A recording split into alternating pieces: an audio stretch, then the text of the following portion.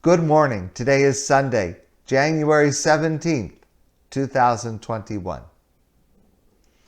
What I hope to discuss with you this morning, I hope is never, ever relevant to you. But what I want to share comes from Rav Yosef Rimon. Last night, we made Havdalah at the end of Shabbos. Part of Havdalah is to make the bracha Borei Pri Hagafen. Part of Havdalah is also to make a bracha Borei Minei Besamim, to make a bracha on sweet spices, and we smell the spices. As I'm sure you know, hopefully not firsthand, one of the symptoms of corona is the inability to smell or taste. What happens if a person is chas v'shalom sick with corona? They do not have the ability to smell or taste. How do they go about making Havdalah?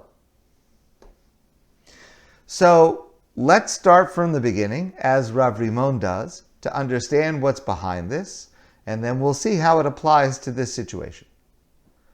The Talmud says that when we make Havdalah, we should also include the bracha for besamim, Borei Minei Besamim, and the Talmud explains why. The Rambam, in codifying this law, uses the following words: V'lama mevarchim ala besamim b'motzei Shabbos. Why do we say a bracha on sweet-smelling spices at the end of Shabbos? Mipnei shehanefesh do'eves liyetzias haShabbos. Because our soul has a down feeling when Shabbos comes to an end. Shabbos is a spiritual high.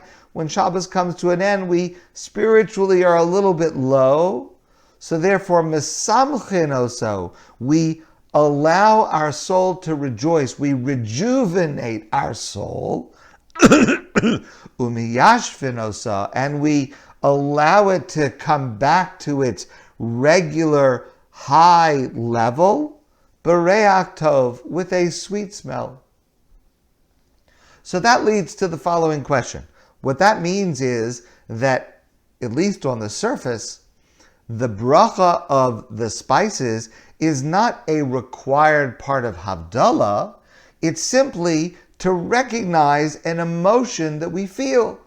At the end of Shabbos, we're a little bit down. Shabbos is over, so we rejuvenate ourselves by smelling sweet spices.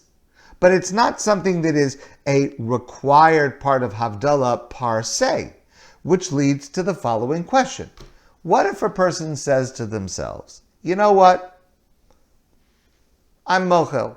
I feel okay tonight, Saturday night. I don't need the spices. I'm willing to forego the spices. Is a person allowed to do that? If it is a required part of Havdalah, the answer is no. It's part of Havdalah. You have to smell the spices and make the bracha before you do so. But if it's something that just lifts up my spirits, maybe I have the right to say, you know what? I don't need my spirits lifted at this moment. Is it optional? So, as you might imagine, this is the subject of dispute among medieval commentators concerning the nature of this requirement. The Ravad, the Rush, they say it's not an obligation, it's an opportunity. If for some reason you can't do it, if there's some reason you don't want to do it, it's okay, you can put it off. The Meiri disagrees. And the Meiri says, no, it's required because Shelakavod Shabbos Huskanu. It was established in order to recognize a greater honor to Shabbos. Here's what he says. Sharei kasher adam mare shehu zakak l'nechama im tzeis haShabbos. When a person at the end of Shabbos does an action that shows, I need to be rejuvenated because Shabbos was such a spiritual high, and now I'm spiritually lower, and I need the lift. That hu modia b'kach, he is demonstrating la'atzmo, to himself, u'lesvivaso, and to those around him, al haneshama hayesera sheyesh b'Shabbos. For the extra level of spirituality that you have on Shabbos, ubakach melamed amalas haShabbos, and therefore it says something about the nature of Shabbos. That is, to do an action at the end of Shabbos that demonstrates that I might need to rejuvenate my soul is not just something optional. If I feel a little down, here's a technique to lift my spirits. It's more than that. The fact that I need to lift my spirits at the end of Shabbos demonstrates how special Shabbos is. It attests to the sanctity of Shabbos, to the honor of Shabbos, and therefore it's not optional. It's obligatory. It's obligatory that we show that we feel we're a little bit down when Shabbos ends. Okay, let's leave that as background. Now let's come to a second subject. Concerning the brachos that we make, the blessings that we make, there's a category of blessings, let's say, in prayer. There's a category of blessings, let's say, before we do a mitzvah. Then there's a category of blessings called birchas hanenen, blessings before we enjoy the benefit from anything in this world. A bracha before we eat, a bracha when we see a very beautiful sight, and that also includes brachos before we smell a sweet smell. We have a general rule that goes like this. For a birchas hanenen, a bracha over deriving a benefit, like a food, or a taste, or a smell, if a person is not able to smell the smell, they cannot make the bracha. The bracha means that I'm thanking Hashem for the benefit of enjoying this smell. But if I cannot enjoy that smell, then I cannot make that bracha. So, if a person is sick and they do not have the ability to smell, or let's say a person is, okay, let's just leave that example, then, of course, they cannot make the bracha b'rei minei besamim. Either if they just want to smell something nice, or in the context of Havdalah, because they cannot smell it. They can't make the bracha. That's if they're by themselves. What happens?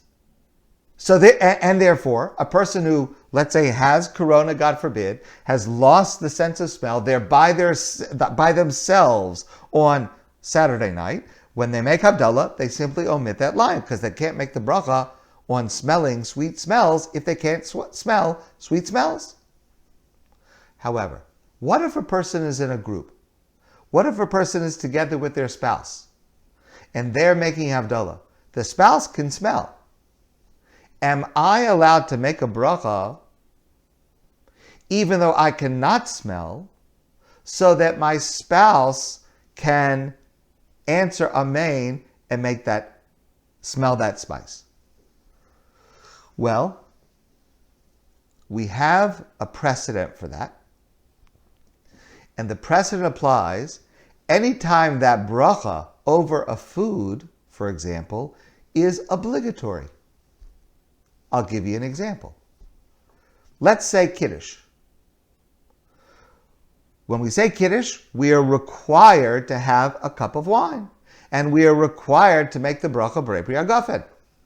Similarly for Havdalah, we are required to have a cup of wine or grape juice, or if we don't have that, some other beverage. And we are required to make the bracha b'rei pri hagafen. What if for some reason I'm not able to drink that wine? Let's say, a simple case, let's just say I'm sick. I have a bad stomach. And I'm just not able to drink anything. Or let's say I just don't want to drink it. I don't want to drink it. So the halacha is that even though normally for making a bracha over a food, if I don't eat the food, I cannot make the bracha. If it is a required part of a larger experience, I'm doing it for you. And that is based on the concept of Kol Yisrael Arevim Zeh Lezeh. Every Jew is responsible for every other Jew. So if you have not yet made Kiddush, and I could say Kiddush, and you can answer Amen, It's as if I myself have not said Kiddush, even if I did say it for myself. Because since you have not fulfilled your obligation, it's as if I have not fulfilled my obligation until every single Jew in the world has fulfilled their obligation. And that means I can say the bracha of Kiddush, I can make the bracha Brei Pri Hagafen, and I can give it to you to drink. Normally, if it's not within the context of Kiddush, you simply want to drink a glass of water, I cannot make the bracha Shakol Niyeh Bivaro and hand it to you and you drink it, because as a birchas hanen and a bracha over food, the person who makes the bracha has to benefit from it. But when it is within the context of a larger ceremony, and that bracha is required, then even a bracha over food or liquid, I can make the bracha and you can drink. Another example of this that every single one of you has probably seen, but you may not realize it, under a chuppah at a wedding.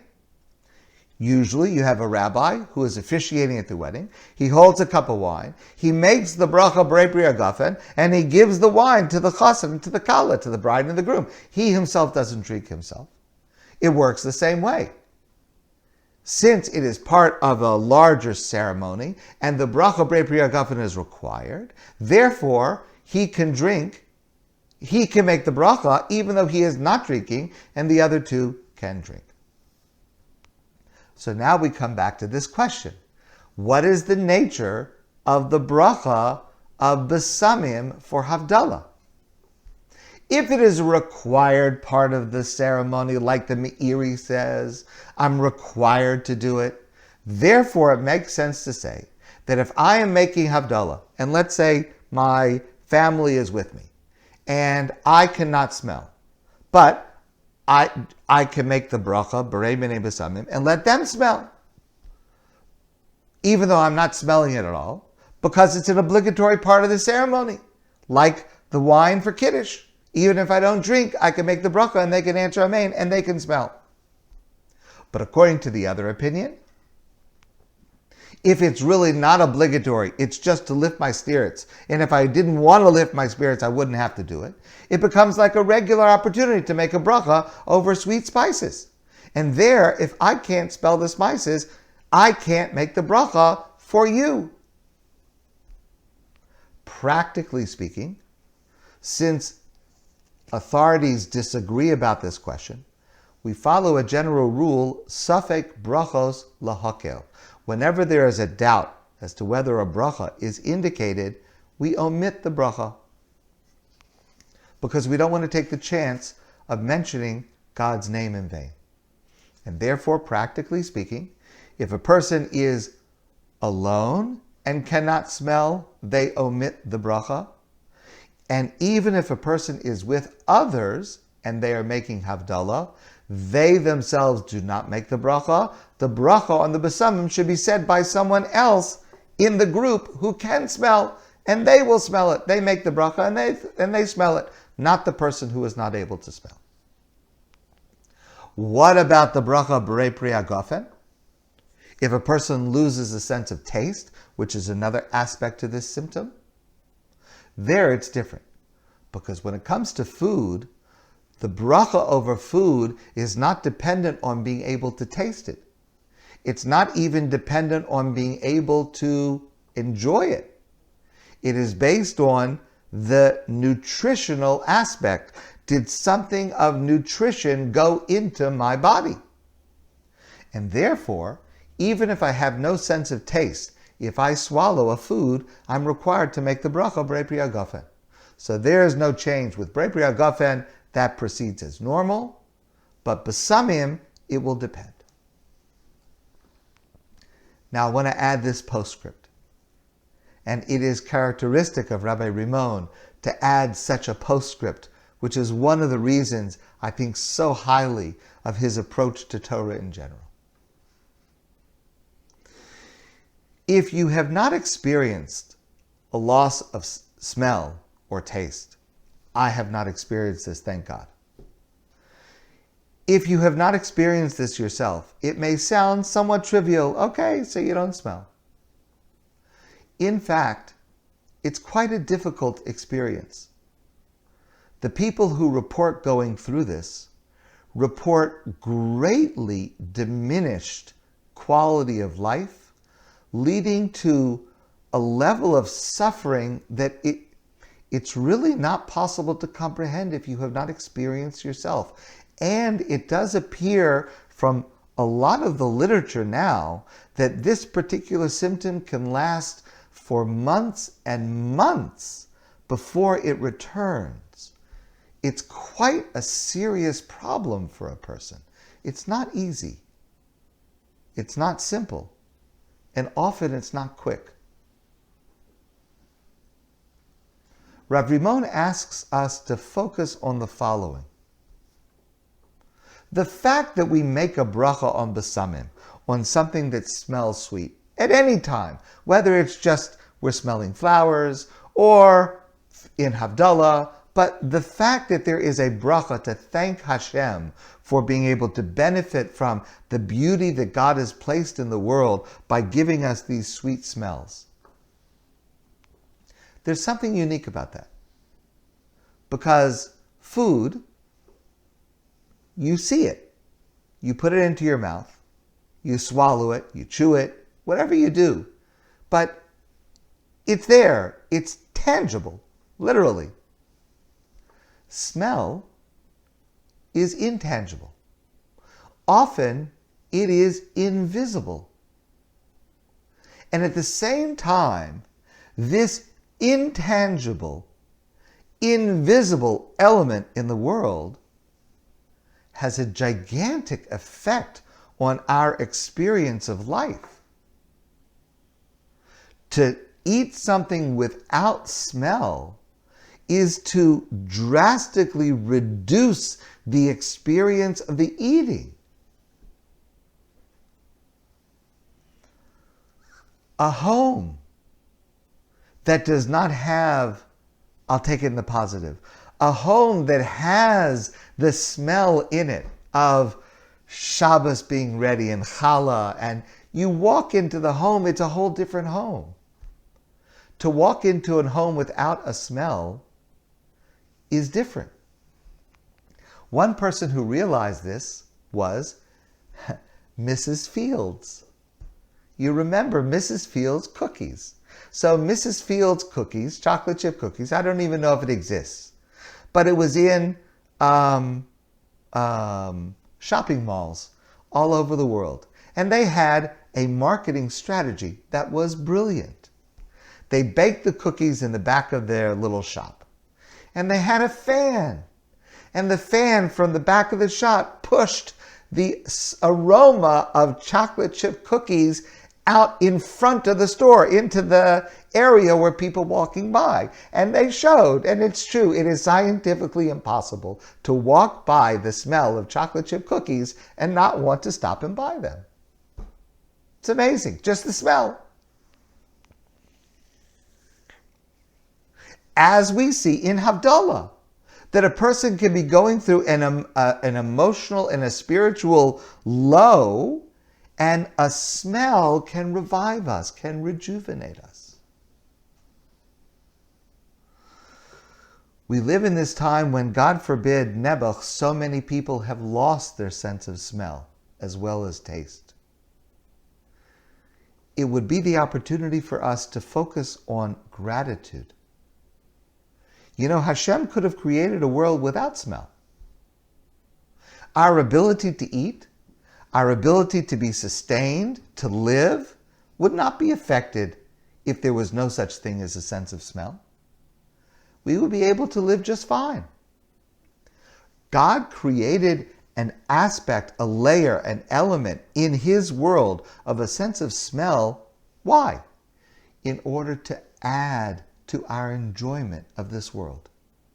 In order to make the world not livable, but better, more joyous, more beautiful.